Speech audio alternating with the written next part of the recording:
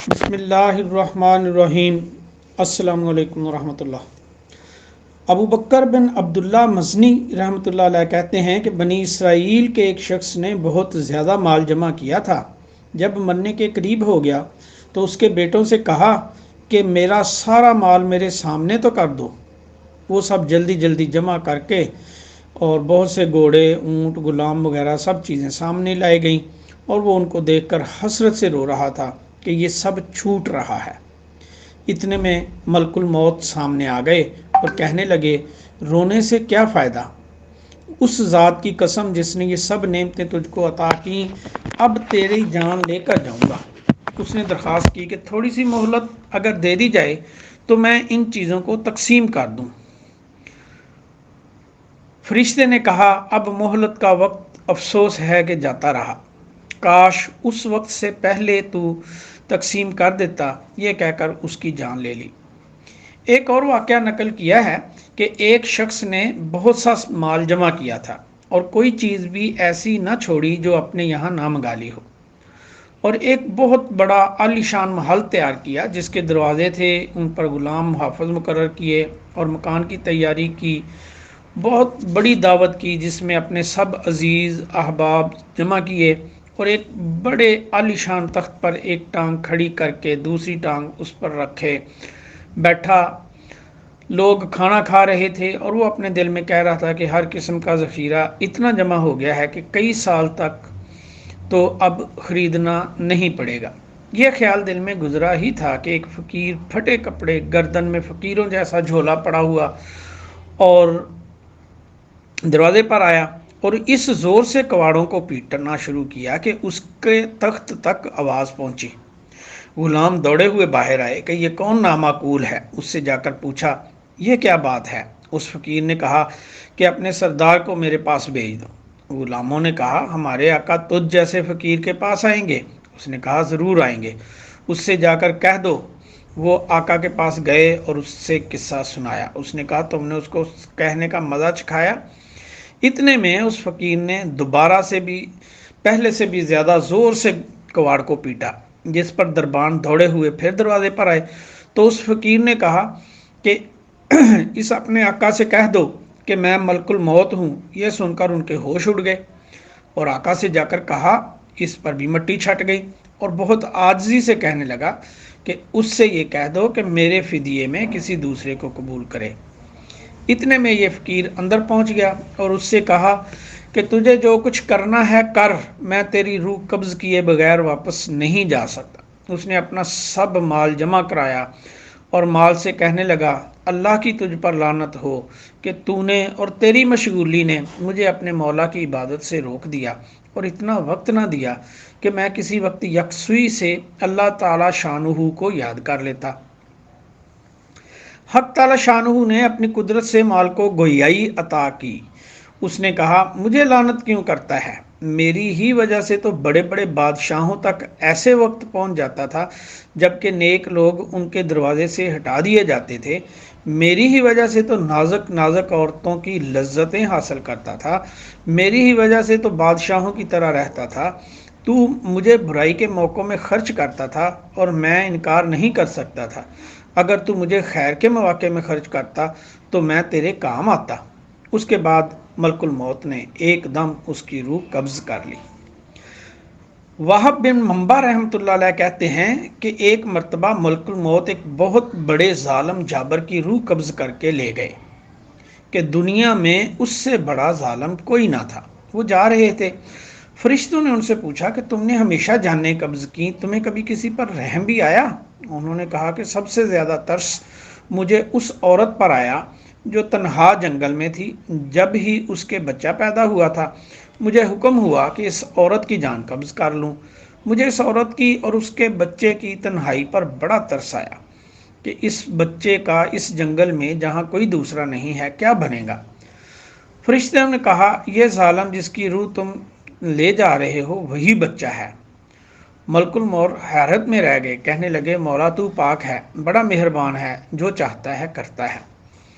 حضرت حسن بصری رحمۃ اللہ علیہ فرماتے ہیں کہ جب کوئی شخص مر جاتا ہے اور اس کے گھر والے رونا شروع کرتے ہیں تو ملک الموت اس مکان کے دروازے پر کھڑا ہو کر کہتے ہیں کہ میں نے اس کی روزی نہیں کھا لی، یہ اپنی روزی ختم کر چکا تھا، میں نے اس کی عمر کم نہیں کر دی، مجھے تو اس گھر میں پھر آنا ہے اور بار بار آنا ہے، اتنے کہ سب ختم نہ ہو جائیں۔ حضرت حسن رحمۃ اللہ علیہ فرماتے ہیں، خدا کی قسم اگر گھر والے اس وقت اس فرشتے کو دیکھیں اور اس کی بات سن لیں تو مردے کو بھول جائیں اور اپنی فکر میں پڑ جائیں۔ یزید رکاشی رحمۃ اللہ علیہ کہتے ہیں کہ بنی اسرائیل کے ظالموں میں سے ایک ظالم اپنے گھر میں بیٹھا ہوا اپنی بیوی سے تخلیہ کر رہا تھا، اتنے میں دیکھا کہ گھر میں ایک اجنبی آدمی دروازے سے چلا آ رہا ہے۔ یہ شخص نہایت غصے میں اس کی طرف لپکا، اس سے پوچھا کہ تو کون ہے اور گھر میں آنے کی تجھے کس نے اجازت دی؟ اس نے کہا، مجھے اس گھر کے مالک نے اندر آنے کو کہا ہے اور میں وہ شخص ہوں جس کو نہ کوئی پردہ روک سکتا ہے، نہ بادشاہوں کے پاس جانے کے لیے مجھے اجازت کی ضرورت ہوتی ہے، نہ کسی ظالم کے دبدبے سے ڈرتا ہوں، نہ کسی مغرور متکبر کے پاس جانے سے مجھے کوئی چیز مانع ہوتی ہے۔ اس کی یہ گفتگو سن کر وہ ظالم خوف زدہ ہو گیا، بدن میں کپ کپی آئی اور اوندے منہ گر گیا۔ اس کے بعد نہایت عاجزی سے کہنے لگا، پھر تو آپ ملک الموت ہیں؟ اس نے کہا، ہاں میں وہی ہوں۔ صاحب مکان نے کہا، کیا آپ مجھے اتنی مہلت دے دیں کہ میں وصیت نامہ لکھ دوں؟ فرشتے نے کہا، اب اس کا وقت دور چلا گیا، افسوس کہ تیری مدت ختم ہو چکی ہے، سانس پورے ہو گئے ہیں اور تیرا وقت ختم ہو گیا، اب اس کا وقت دور چلا گیا، اب تیرے لیے ذرا سی تاخیر کی بھی گنجائش نہیں۔ صاحب مکان نے پوچھا کہ آپ مجھے کہاں لے جائیں گے؟ فرشتے نے کہا، تیرے اعمال جو آگے گئے ہوئے ہیں ان کے پاس ہی لے جاؤں گا، جیسے عمل کیے ہوں گے ویسے ہی ٹھکانہ ملے گا، اور جس قسم کا گھر تو نے اس جہان میں بنا رکھا ہوگا وہی تجھے ملے گا۔ اس نے کہا، میں نے تو نیک اعمال کچھ بھی نہیں کیے اور نہ کوئی عمدہ گھر اپنے لیے اب تک بنا رکھا ہے۔ فرشتے نے کہا، پھر تو نزاعات للشوا کی طرف لے جاؤں گا۔ یہ سورۃ المعارج کی آیت کی طرف اشارہ ہے جس کا ترجمہ یہ ہے کہ بے شک وہ آگ ایسی دہکتی ہوئی ہے جو کھال تک کھینچ لے گی، اور اس شخص کو جس نے دنیا میں حق سے منہ پھیرا اور بے توجہی کی، وہ آگ خود ہی بلا لے گی، اپنی طرف کھینچ لے گی۔ اس کے بعد فرشتے نے اس کی جان نکال لی، گھر میں کوہرام مچ گیا، کوئی رو رہا تھا، کوئی چلا رہا تھا۔ یزید رکاشی رحمۃ اللہ علیہ کہتے ہیں کہ اگر لوگوں کو یہ معلوم ہو جائے کہ مردے پر اس وقت کیا گزر رہی ہے تو اس کے مرنے سے زیادہ آہ و بکا اس حالت پر ہونے لگے جو اس پر گزر رہی ہے۔ حضرت سفیان ثوری رحمۃ اللہ علیہ فرماتے ہیں کہ جس وقت ملک الموت دل کی رگ کو چھوتے ہیں اس وقت آدمی کا لوگوں کو پہچاننا موقوف ہو جاتا ہے، زبان بند ہو جاتی ہے اور دنیا کی سب چیزوں کو بھول جاتا ہے۔ اگر اس وقت آدمی پر موت کا نشہ سوار نہ ہو تو تکلیف کی شدت سے پاس والوں پر تلوار چلانے لگے۔ بعض روایات میں آیا ہے کہ جس وقت سانس حلق میں ہوتا ہے اس وقت شیطان اس کے گمراہ کرنے کی انتہائی کوشش کرتا ہے۔ ایک روایت میں ہے کہ ملک الموت نمازوں کے اوقات میں آدمیوں کی جستجو کرتے ہیں، خبر رکھتے ہیں کہ اگر کسی شخص کو نماز کے اوقات کا اہتمام رکھنے والا پاتے ہیں تو مرتے وقت اس کو خود ہی کلمہ طیبہ تلقین کرتے ہیں اور شیطان کو اس کے پاس سے ہٹا دیتے ہیں۔ مجاہد کہتے ہیں کہ جب آدمی مرنے کے قریب ہو جاتا ہے اس وقت اس کے ہم مجلسوں کی صورتیں اس کے سامنے کی جاتی ہیں۔ اگر اس کا بیٹھنا اٹھنا نیک لوگوں کے پاس ہوتا ہے تو یہ مجمع سامنے لایا جاتا ہے، اور فاسق فاجر لوگوں کے پاس ہوتا ہے تو وہ لوگ سامنے لائے جاتے ہیں۔ حضرت یزید بن شجرہ صحابی رضی اللہ تعالیٰ عنہ سے بھی یہی بات نقل کی گئی ہے۔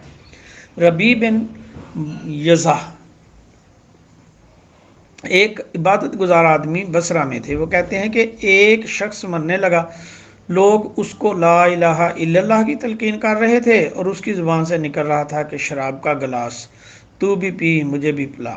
اس طرح اہواز میں ایک شخص کا انتقال ہو رہا تھا، لوگ اس کو لا الہ الا اللہ کہتے تھے، وہ کہہ رہا تھا 10 روپے، 11 12 اس کے بالمقابل جن لوگوں نے مرنے کی تیاریاں کر رکھی تھیں وہ دنیا میں موت کو یاد رکھتے تھے، اس کے لیے کچھ کارنامے کر رکھے تھے، ان کے لیے موت ایسی ہی تھی جس کو حضور صلی اللہ علیہ وسلم نے مومن کا تحفہ بتایا ہے۔